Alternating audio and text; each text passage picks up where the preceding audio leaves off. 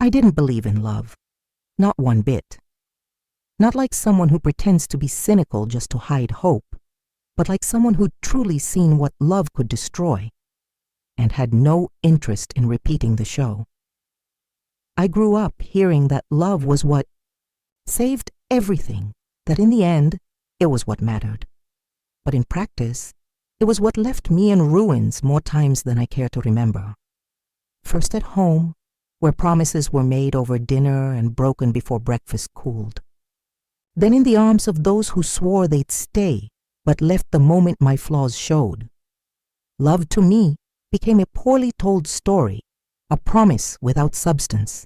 So I became practical, objective, invisible where it was safest to be. I learned to close doors before anyone even thought to knock. And in that gray, orderly place, I survived, without euphoria, without expectations, without fear, because after all, nothing had the power to hurt me anymore. It was in this state of emotional anesthesia that he crossed my path. A man who, at first glance, seemed to carry the same weariness I did. There was no poetry in our meeting, no eyes locking and changing everything. Just two survivors recognizing without words the scars in the other. We came together not out of impulse, but out of necessity. A cold, calculated, almost bureaucratic convenience. A marriage without vows, without romance, without illusions. We signed papers like closing a business deal, each of us certain there'd be no room for foolish dreams. It was supposed to be simple, controlled, a mutual favor. I remember the moment. I slid the pen across the paper, feeling a strange peace. For the first time in a long while, I knew exactly what to expect. Nothing. And it was that nothing that gave me security. The problem is, life never respects our silent contracts. Living together, even quietly, began to carve tiny cracks in the concrete I'd poured around myself. It wasn't pretty words. It was distracted gestures. Him making strong coffee the way I liked without me asking. Me leaving a note on the table to say I'd be late, not realizing I cared if he worried. Small absurdities that day by day challenged my fortress. And it was in this minefield of nameless kindnesses that slowly, without haste or fanfare, something started to stir inside me.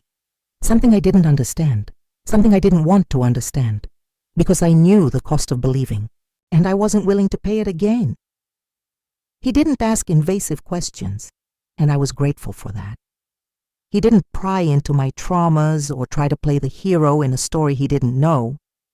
It was as if he understood that parts of me were still locked away, sealed with a kind of pain curiosity shouldn't touch. And that lack of pressure created the exact space where I began to breathe again. Our days were quiet, almost choreographed. Wordless breakfasts, separate departures, dinners where the loudest sound was the clink of cutlery. But in that carefully maintained emptiness, something was taking shape, a kind of respect born from discreet care. I noticed his gestures. He left the heater on during colder days, even when he left early. He avoided touching my books or moving my things, as if he understood I needed that control over my space. And slowly, I realized it wasn't just him acting this way. I was caring too, without thinking, without admitting it. I started checking if he'd eaten. I caught myself folding his shirt with more care than necessary. One night, he came home late and tired, and I, in an impulse that felt completely foreign, made tea before he even said anything.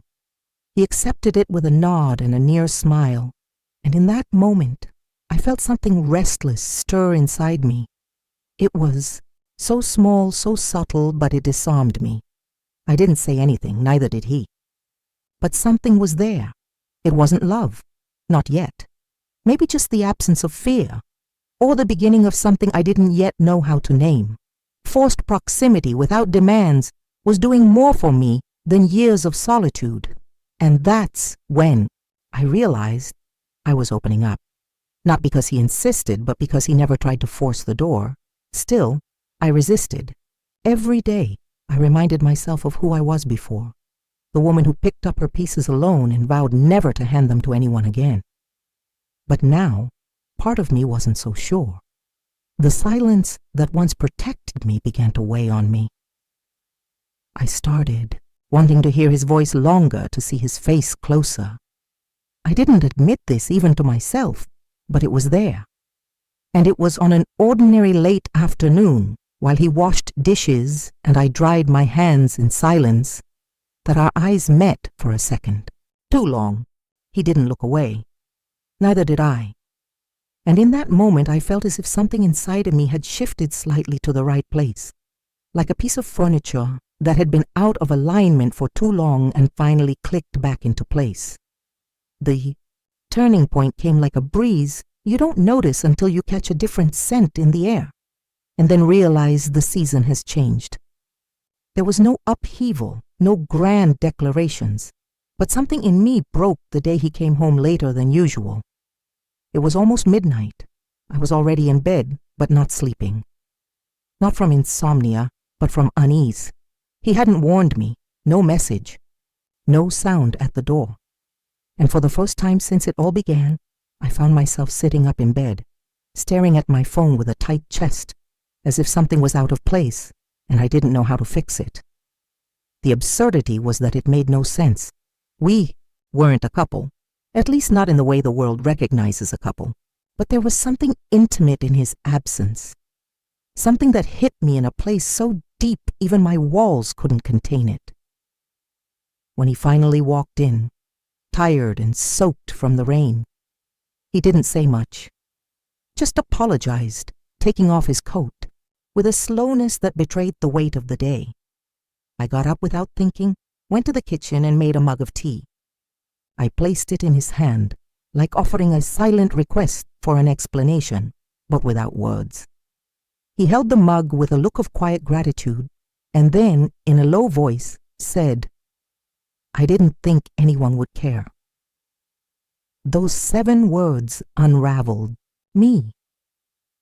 I wanted to respond, to say I didn't think I'd care either, but nothing came out. I stood there, watching a weary man sip lukewarm tea, and realized that what bound us was no longer just the cold agreement of a convenient marriage. It was something more delicate, more dangerous, more alive. That night I didn't sleep in my room, or in his. I stayed in the living room, sitting on the couch, my head full of questions, and my chest full of something that felt like an old memory of warmth. Not physical, but emotional. The kind of warmth that comes from knowing someone came back. Someone walked through the door. Someone still chooses to be there, even when they don't have to. I didn't call it love, not yet. But for the first time, I was afraid of losing it. And it was that fear, more than any vow or gesture, that showed how cracked my armor already was. It wasn't love, I repeated to myself every morning, like a defensive mantra. It wasn't love. It was habit. It was coexistence. It was the quiet comfort of having someone breathing nearby, someone who filled the space without demanding explanations. But deep down, I was starting to know I was lying. And even knowing that, I clung to denial like someone gripping the edge of a drifting boat, afraid to leap into the sea, because admitting something was growing there, something real, meant risking watching it die too.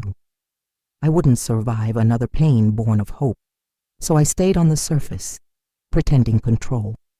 But he seemed to see my cracks, and he didn't say anything, didn't point them out, didn't demand. He just stayed, and that's what disarmed me most. I started noticing the things he didn't say, the way he set down his cutlery gently, as if not wanting to disturb my silence, the way he always left space on the porch for me to sit in the sun, even when he got there first. Those small, almost invisible gestures created a fertile ground where, without realizing it, I began to plant care too. It wasn't planned. It was instinctive. I didn't want him to get sick, so I left his vitamins on the table. He hated raw onions, so I removed them before serving. No one asked me to do this, but I did, and each small act brought to light something. I no longer knew how to name affection, a shy affection that tiptoed between us, promising nothing, but leaving footprints everywhere. One night, after a long day, he sat beside me on the couch and asked if he could put on a movie. It was the first time he'd asked for something so ordinary, so intimate. I just nodded, and he settled there beside me, leaving a small distance between us. And during that movie, whose title I can't even recall, our arms brushed by accident. Just for a second, but long enough for a strange wave to ripple through me, as if my entire body had realized something before I did. I didn't pull away. Neither did he. We stayed there, still, watching some story unfold, while another began silently between us. I knew I was losing control, but curiously, I didn't care as much anymore. The next day, he called my name, Marlowe, with a softness I'd never heard. It was different from the tone he used when speaking to me out of obligation. This time, there was something more. I turned slowly, expecting a question, a comment, anything. But he just gave a faint smile and said, "I like it when you laugh, like that." I froze. I didn't even know I laughed in any special way. It caught me off guard. I didn't know how to respond. So I looked away. But my heart was no longer in the same place. And so, in this tangle of small surrenders and shared silences, my resistance truly began to give way. Not all at once, but like ice melting under the sun's touch. Slowly, cautiously, but inevitably. Until one day, I realized I wasn't trying to escape anymore. I was there because I wanted to be, because his presence no longer scared me. On the contrary, it was in it that I found more and more a kind of peace I didn't know was possible. It started with a simple question, the kind that slips out between one meal and the next. He looked at me with narrowed eyes and said, "Have you ever thought about what it'd be like if it was real?" I didn't answer right away. I pretended not to understand. But the question lingered, hovering between us like invisible smoke, seeping into the air even after silence fell. If it was real? I knew what he meant. And it was in that moment I realized he was feeling it too. Maybe in a different way, maybe at a slower pace, but he was. That question haunted me for days. I didn't have an answer. Not because I didn't know what I felt, but because saying it out loud was like tearing apart an old fabric stitched with fear.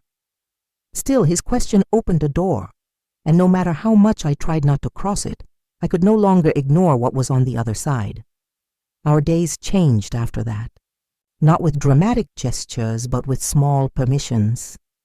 We sat closer. Conversations lasted longer. Our hands, every now and then, met on the table, and neither pulled away.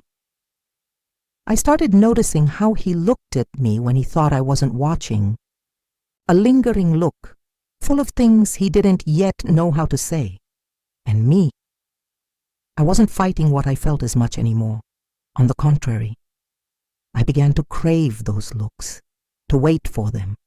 My chest warmed with his presence, and what was once fear was now a premature longing for what could be if I let it.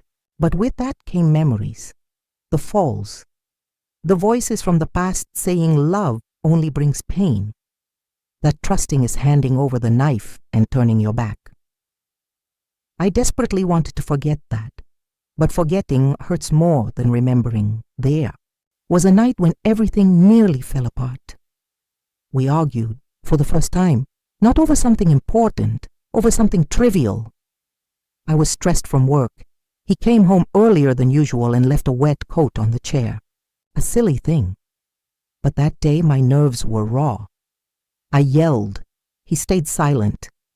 And then, without anger, without raising his voice, he said, "I'm not him." It stopped me cold. I knew who he was talking about, not by name, but by pain, and, for the first time, someone saw through my anger. He didn't try to defend himself. He just stood there, steady but kind, saying with his body, "I'm not leaving because of this."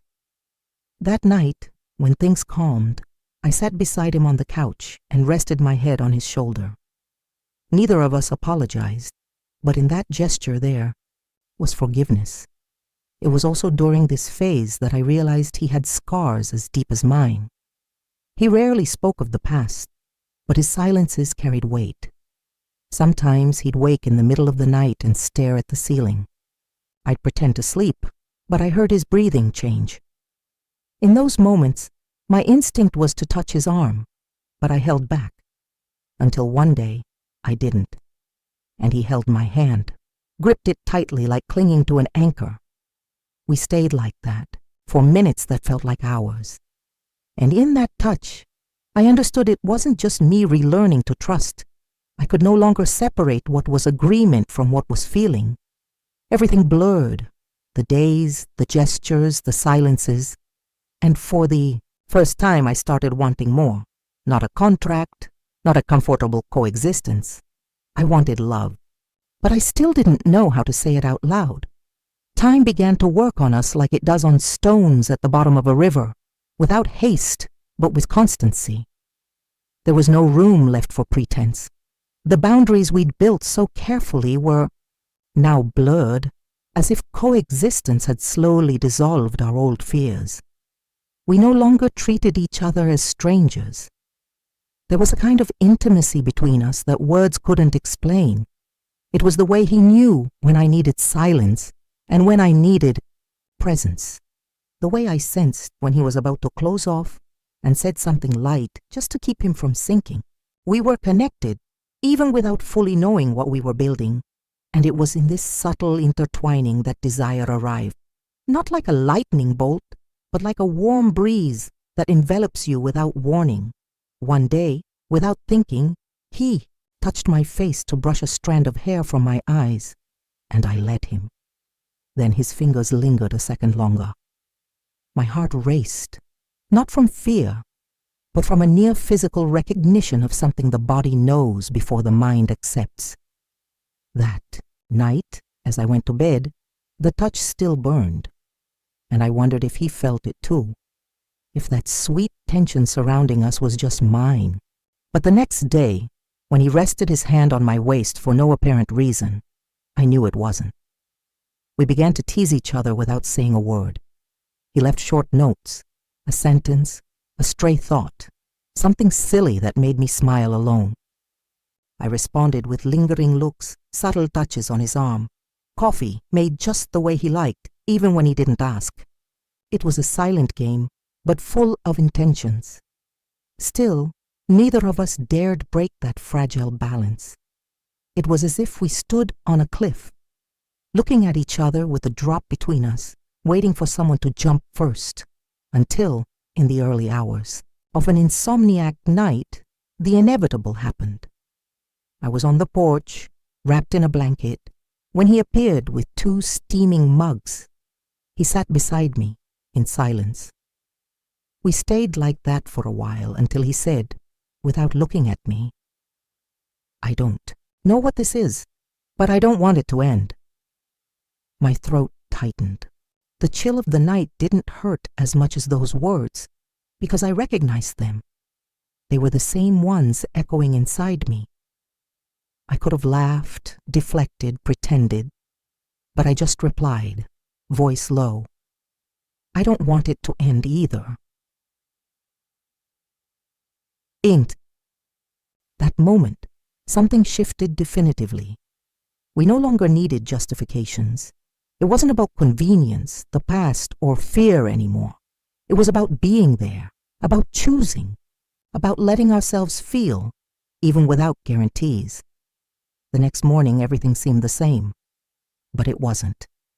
His touch on my waist as we passed in the kitchen, the way he said my name, the comfortable silence between sips of coffee, everything had a new weight.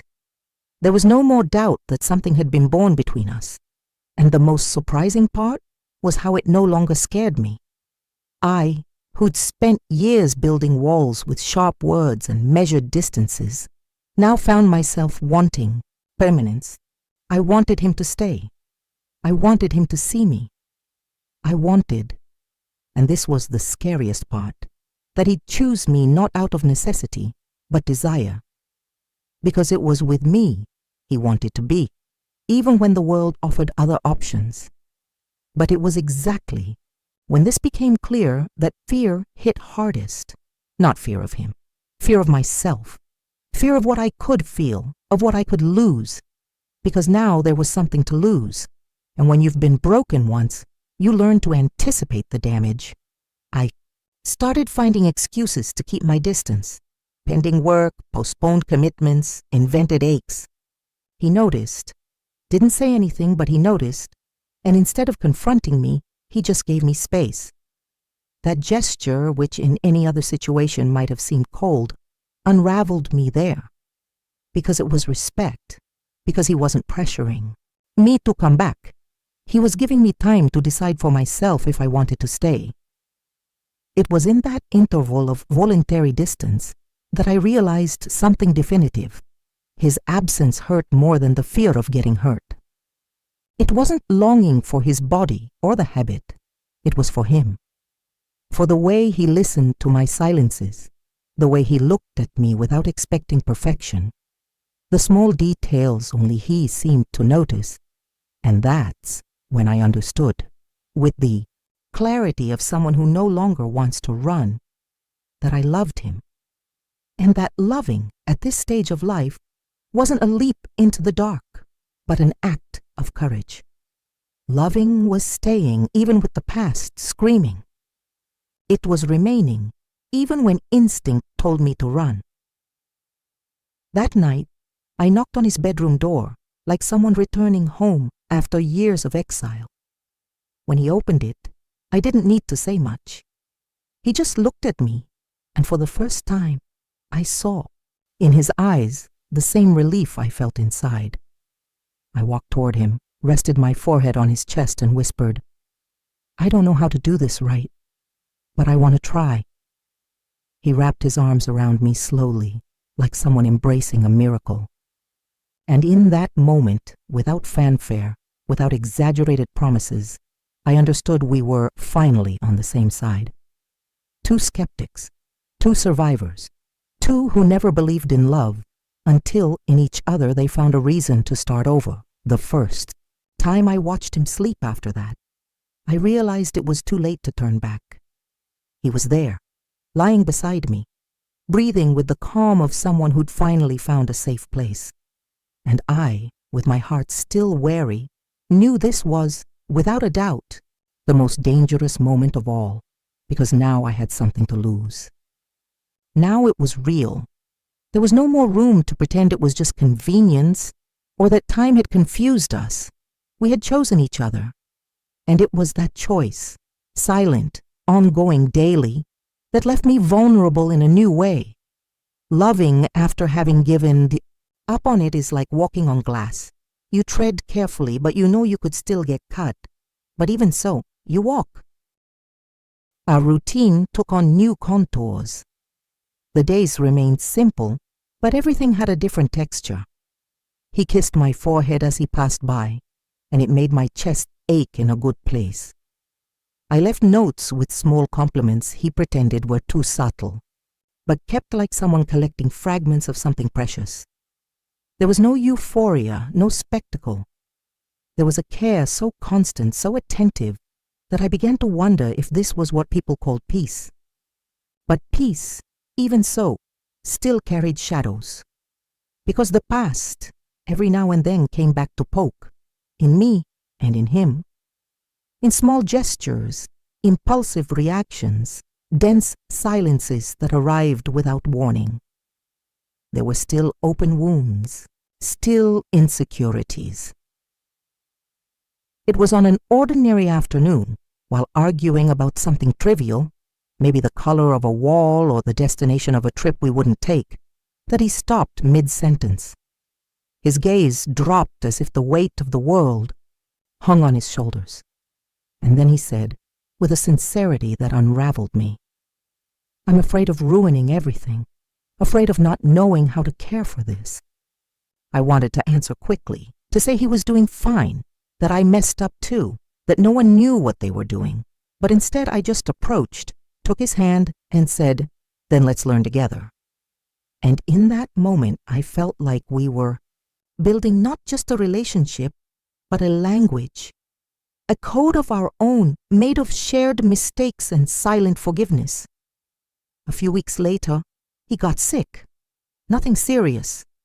One of those stubborn colds that make anyone quieter, more vulnerable. And it was during that time that I realized how much he was already part of me. I made soup, checked his fever, sat by the bed reading aloud while he slept. And amidst it all, a phrase came to me like a confession.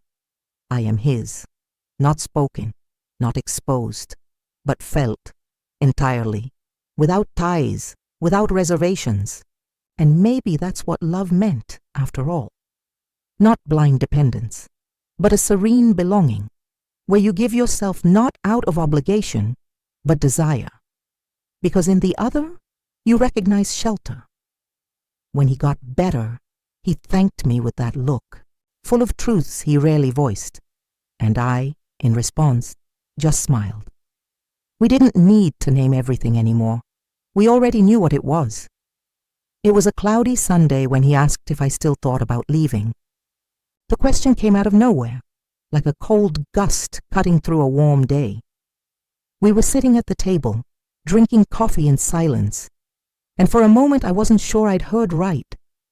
I raised my eyes, met his, and there was no accusation. There was fear, not of me, but of losing what he too had learned to call home. I took a deep breath. Thought of all the times I'd fled without looking back, of how many doors I'd closed before anyone could knock. Thought of the instinct to run, to avoid, to protect what was left of me with the strength of someone who'd bled too much. But in that moment, looking at him, I understood that instinct no longer made sense, because now I had a place to stay. "I don't think about that anymore," I replied. And the words came out with the lightness of a promise that doesn't need to be sworn to be true. He didn't smile, just nodded, and in that gesture there was relief, there was surrender.